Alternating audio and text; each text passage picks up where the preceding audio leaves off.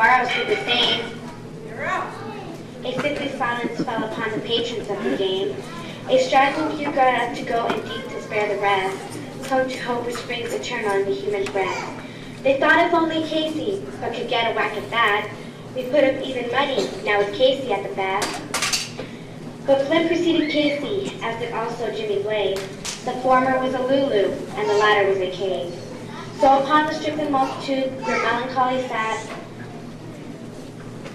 for there seems but little chance of Casey's getting to the bat.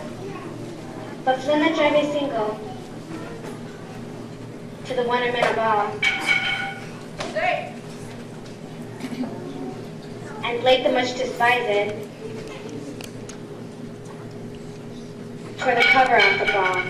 And when the dust had lifted and the men saw what had occurred, there was Johnny safe in second and Flynn a hugging third. What happened? Then from 5,000 throats and more, there rose a lusty yell.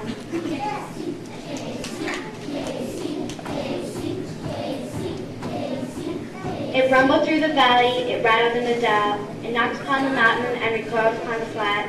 For Casey, mighty Casey, was advancing to the bat. There was ease in Casey's manner as he stepped into his place. There was pride in Casey's bearing and a smile on his face. And when responding to the cheers, he lightly doffed his hat.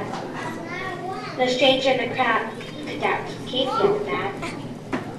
2,000 eyes were on him as he rubbed his hands with dirt. 1,000 tongues applauded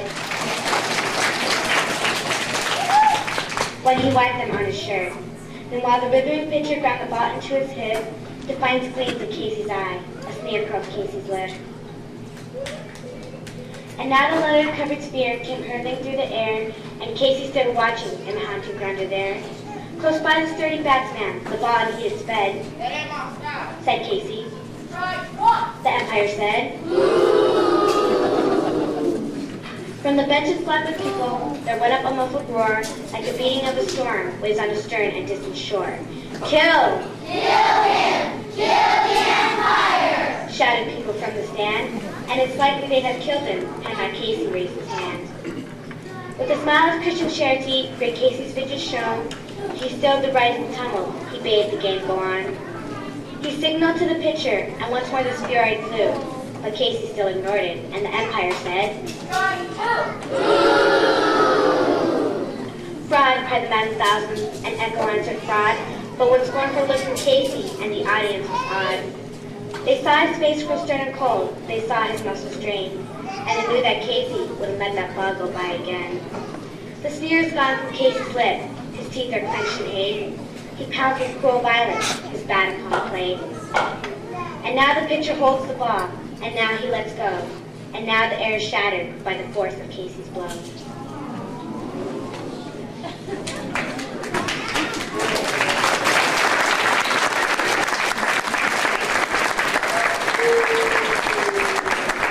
As somewhere in his favored land, the sun is shining bright, the band is playing somewhere, and somewhere hearts is light. And somewhere men are laughing, and somewhere children shout, but there is no joy in Mudville. Mighty Casey has sprung out. All right.